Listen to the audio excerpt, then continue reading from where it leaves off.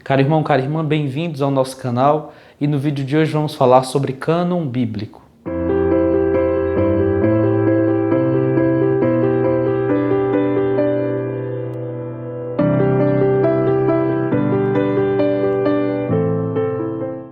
A palavra cânon, tão pouco utilizada entre nós, se refere ao que na antiguidade seria uma vara usada para régua, para medir as coisas.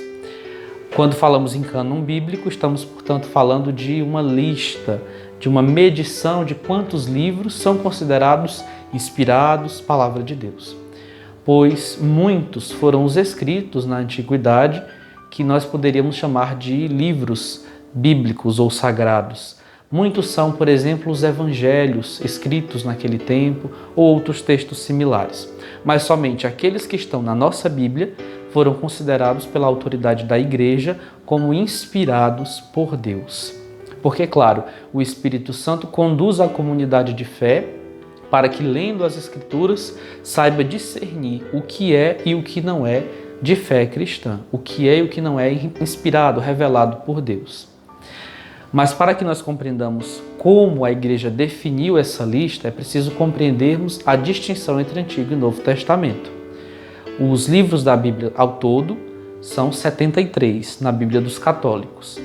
O Antigo Testamento contém 46 livros e o Novo contém 27. E eles têm histórias diferentes na sua definição.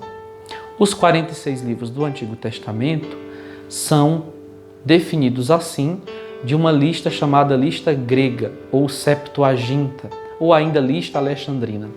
Esse cânon, essa medição de 46 livros, é tão antiga que nós cristãos, lá desde os primeiros tempos, já a usávamos. Mas junto com ela também tinha uma outra lista mais breve, portanto de 39 livros, estou falando do Antigo Testamento, que chamava-se de lista hebraica, cânon hebraico, que é, por exemplo, a lista que os protestantes, já na modernidade, escolheram para as suas Bíblias. Por isso que a Bíblia dos protestantes, no Antigo Testamento, tem menos livros, para ser mais preciso, 7 livros a menos do que na Bíblia católica, porque eles optaram pela lista hebraica, enquanto que nós, desde o princípio, optamos pela lista grega. Sei que parece um pouco confuso, mas em suma o que nós queremos dizer é que esses livros foram definidos pelo próprio povo do Antigo Testamento, nas suas orações, na sua caminhada de povo de Deus. E que lá no Novo Testamento, lá na época da Igreja Primitiva, a comunidade cristã acolhe e faz a distinção dessas listas. Porque os próprios apóstolos e também os primeiros cristãos usavam as Sagradas Escrituras do Antigo Testamento, como nós também hoje usamos. E, desde o princípio, eles optaram pela lista grega, até porque era a língua mais utilizada naquela época e porque era um texto bastante conhecido. Essa lista permanece para nós hoje. Em 1546, no Concílio de Trento, a Igreja definiu de maneira firme e decisiva que são 46, para os católicos, os livros do Antigo Testamento. Mas e o Novo Testamento? Como foi definido o cânon desses livros? Esses livros foram escritos durante os primeiros tempos da Igreja e também foram definidos lá no início da Igreja primitiva. Durante pelo menos 3 ou 4 séculos, a Igreja debateu e foi discernindo o que era ou não escrito, inspirado por Deus. Assim chegamos ao número de 27 livros para o Novo Testamento, definidos em vários concílios na Igreja primitiva e confirmados pelo Concílio de Trento em 1546. 4 foram os critérios para a escolha dos livros do Novo Testamento. Primeiro, origem apostólica. Isso mesmo, os livros tinham que ter uma referência direta aos apóstolos do Senhor ou às suas comunidades. Segundo, ortodoxia. Essa palavra significa que esses livros tinham que conter os ensinamentos conhecidos pela comunidade.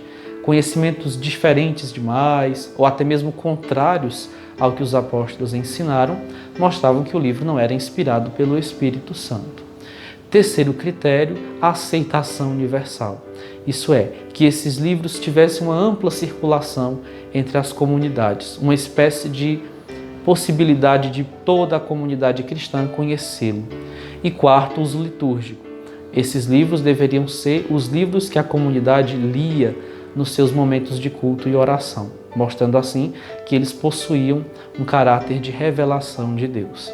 Assim você conheceu um pouco da história, da formação do livro que você tem aí nas suas mãos, a Bíblia, que é a palavra de Deus para nós hoje.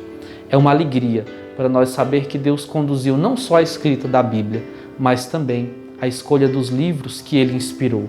Ele deu à igreja o Espírito Santo para que o Espírito guie a igreja na escolha dos livros e, sobretudo, na vivência, na adesão ao que ela nos ensina.